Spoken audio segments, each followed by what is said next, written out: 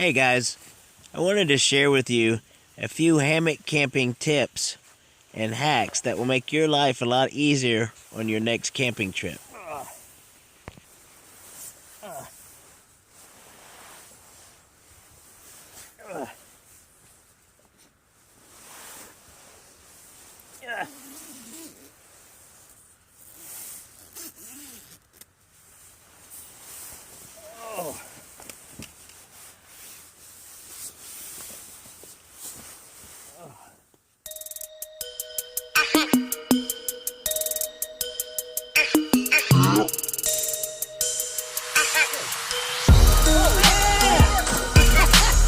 Over the shoals.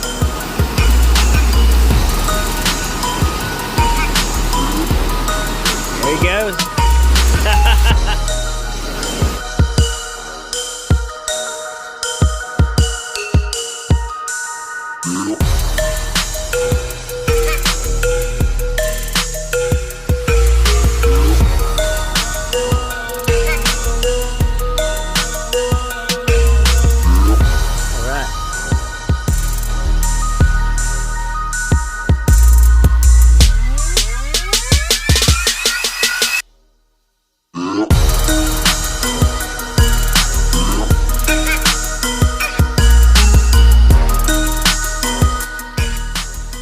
Hack number one is for people who have netted hammocks, and I call this one the zipper crawler.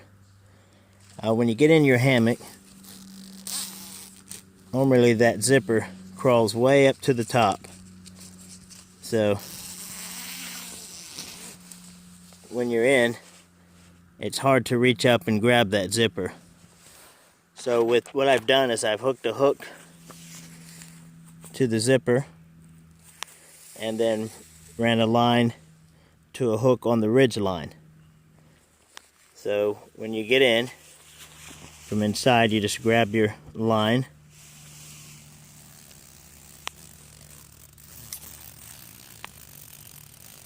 and you pull shut.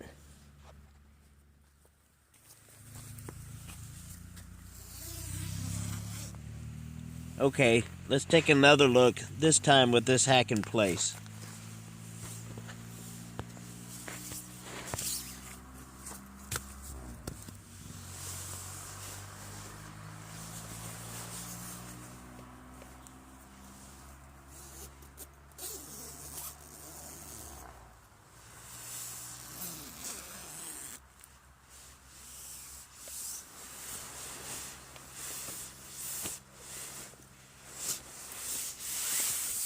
Okay guys, there's tip number one, a quick fix for a crawling zipper.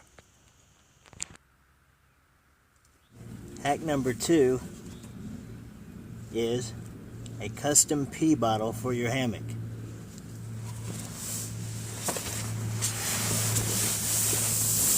Okay, let's sit up here and talk about this thing.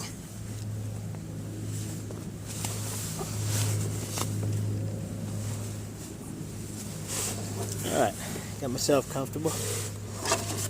Alright, this is a custom pee bottle. I think I picked it up at the CVS. It's a travel size pee bottle. And I started using it in the hammock. I know it sounds gross, but if you're 40 years or older and nature calls in the middle of the night, it's no fun getting up in 20-degree weather and going and taking care of business. So, a lot of people use a Gatorade bottle. This is 10 times better. It has a lid on it. It has a bigger opening. Has a handle and a flat bottom. So you can just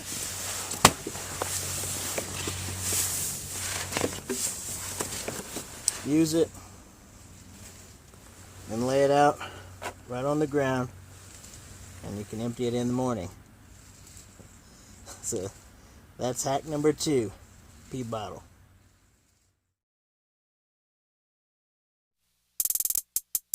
So hack number three is for those of you who have Sawyer water filtration systems.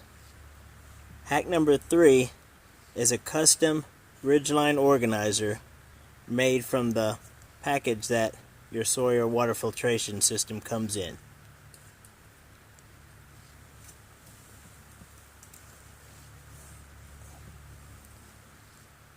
Okay, what I did is I just took the bag, very simple. I tied a piece of Zing-It here, a piece of Zing-It here, and I did those with prusik knots so you can move it along your Ridgeline, and then tighten it up like that. Then for the opening, I added a piece of paracord in here to make it a little sturdier, and let's keep my stuff in here. Then I'll zip it tight, and I just do a bow. I'm going to add a little toggle on that a little later, but that saved me from having to buy a Ridgeline organizer. Okay, hack number 4. If you are new to hammock camping and you want to sleep out in the cold and you do not have an underquilt, you will freeze. So normally when you start out hammock camping, you don't buy underquilts right off the bat. So my hack number 4 is a quick way to keep warm and be able to camp while it's cold. Okay, what I did for DJ was I took my old Thermarest sleep pad that I had for years from tent camping, and I tucked it inside of a sleeping bag.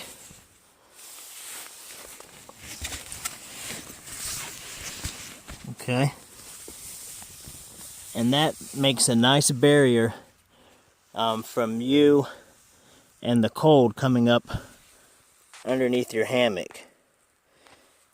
He slept out. It was below freezing, probably about 30 degrees with this system, and it works pretty well. The problem you have is these sleep pads like to slide in the hammock and become very uncomfortable, and that's where the sleeping bag comes in. That keeps it from sliding as much and also gives you a little bit of extra insulation. So, use this hack if you do not have an underquilt and want to sleep out in the cold. Try it out. It works. But trust me, later on, if you continue to hammock camp, you will eventually buy an underquilt. Okay, hack number 5 is similar to hack number 4. It's about keeping warm. This one is for me. I do have underquilts, and hack number 5 is my underquilt only goes down to about 40, I'd say 50 degrees. It's rated for 40, but anything under 50, it was uncomfortable. So this hack is what I did is I stacked my top quilt, which is also a 40 degree top quilt, with my underquilt, and that allowed me to get down to about 25 degrees, maybe a little lower, and I was very comfortable. So stacking lightweight and lightweight top quilt and underquilts can get you down to a lot colder degrees. And that's hack number 5.